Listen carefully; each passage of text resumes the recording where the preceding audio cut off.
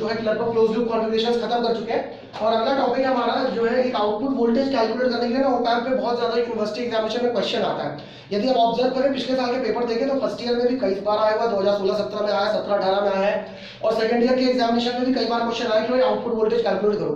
Paper में क्या मिलेगा आपको, देखिए 4-5 चीजें मैं आपको बता रहा हूँ। पेपर में आपको मिलेंगे ऑप एम्प के इनपुट वोल्टेजेस मिलेंगे, वो क्या देगा कि the two input voltages of op amp are X and Y, input voltage मिलेंगे आपको। तो क्या क्या टर्म मिलेंगे आपको पहले ये सुनने ध्यान से। एक आपको इनपुट वोल्टेज मिलेंगे कि V1 मिलेगा क्वेश्चन में, एक आपको V2 मिलेगा क्वेश्चन में, ठीक। किन किन बातों का ध्यान रखना है, यहाँ पर एक गेन होता है ऑप एम्प का डिफरेंशियल गेन। डिफरेंशियल गेन को हम डिनोट करते हैं AD से। मैं ये वो बता रहा हूँ जो एक्सप्रेशन जो आपको यहाँ पे टर्मिनोलॉजीज यूज होने वाली है, ठीक।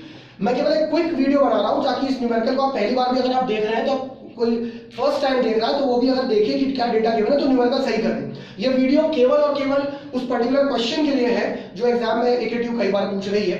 यदि वो इस बार पूछती है तो मैं उम्मीद करता हूँ ये वीडियो देखने के बाद किसी का आंसर गलत नहीं आना चाहिए, ठीक। तो देखते हैं, ये हो गया। दूसरा जो कॉमन मोड गेन होता है उसको ACM से डिनोट करते हैं, ठीक। तीसरा आपको क्या करना पड़ेगा, आपको VID निकालना पड़ेगा, डिफरेंशियल इनपुट, जो कि होता है V1 माइनस V2, और एक होता है कॉमन मोड इनपुट जो कि होता है VCM, V1 plus V2 upon 2, ठीक।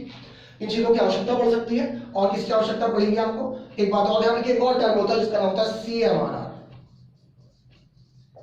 CMRR stands for common mode rejection ratio. It is the ratio of differential gain AD to the common mode gain ACM. Friends ये, और इसके बाद जो इसका मास्टर फॉर्मूला है जो लगेगा वो है आपका VID into AD plus VCM into AC। ये जो है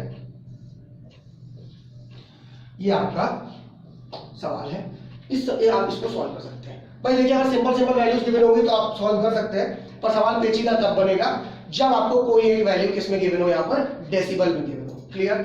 अब ध्यान सुने मेरी बात को। फॉर एग्जांपल मैं बोलूं कि ये CMRR है तो इसका तो कोई वैल्यू नहीं है, तो एक रेशियो है। मैं बोलूं कि भाई CMRR को आप डेसिबल में बताओ, तो फ्रेंड्स जानते हैं क्या होगा, ये होगा 20 log 10 AD upon. Clear?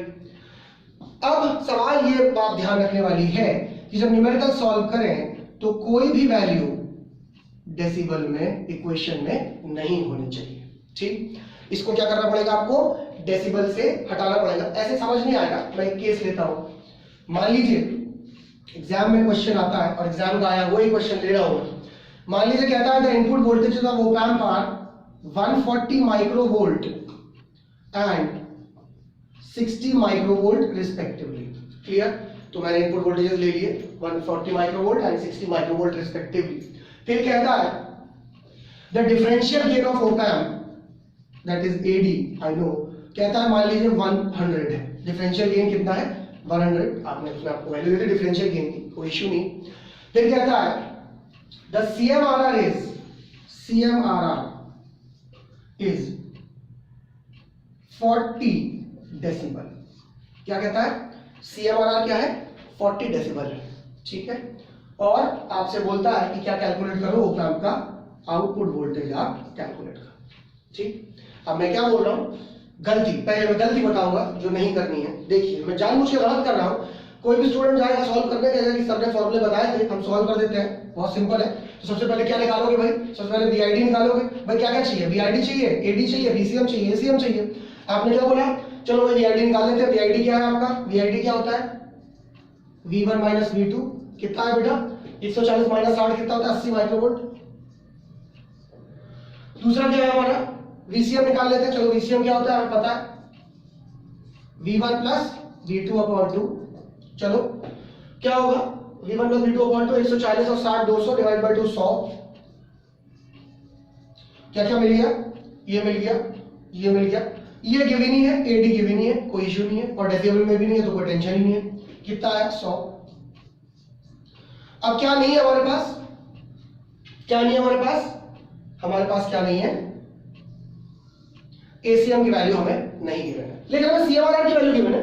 CMRR की वैल्यू क्या है, 40 डेसिबल।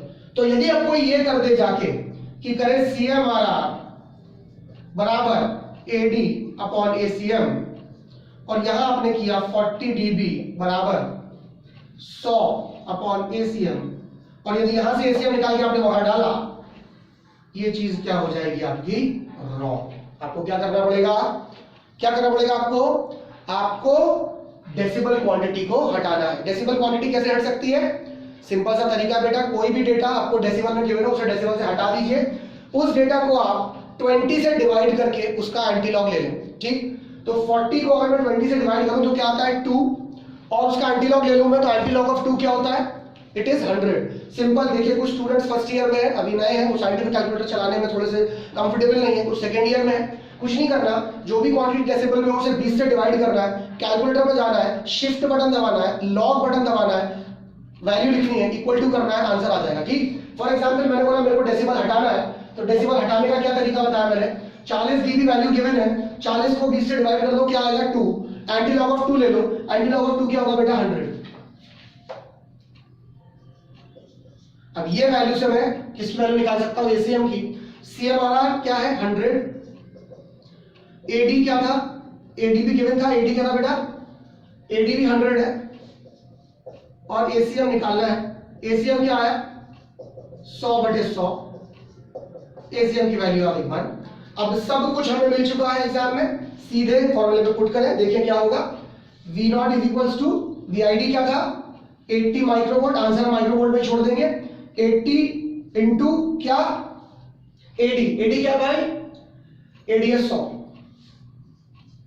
प्लस VCM कितना लिया हमने, सॉरी हाँ VCM कितना है 100, और ACM कितना कैलकुलेट किया हमने 1, क्या आया 8000 प्लस 100, आंसर आया 8100 माइक्रोवोल्ट। आई होप आपको बात समझ में आई होगी। बात केवल इतनी है कि ये सब पैरामीटर्स से आप ये सब कैलकुलेट करें, कोई भी वैल्यू डेसिमल में ना हो, जो भी वैल्यू डेसिमल में हो उसे डेसिमल से हटाने का क्या तरीका है, आप उसे 20 से डिवाइड करिए और उसका एंटीलॉग ले लीजिए और सिंपल फॉर्मूले में डाल दीजिए, आप इजीली अपना आंसर कैलकुलेट कर सकते हैं। कई बार एग्जाम में क्वेश्चन आया है और हो सकता है इस बार भी एग्जाम में क्वेश्चन आए, चाहे वो फर्स्ट ईयर के लिए हो चाहे वो सेकेंड ईयर के लिए हो। ठीक, तो फ्रेंड्स यदि आपको ये आउटपुट वोल्टेज कैलकुलेट करने का न्यूमेरिकल जो कि एकेटिव एग्जामिनेशन में आता है, यदि आपको ये वीडियो पसंद आया तो प्लीज आप हमारे चैनल को जो है वो सब्सक्राइब करें और इस वीडियो को लाइक करें। Thank you so much, stay with us.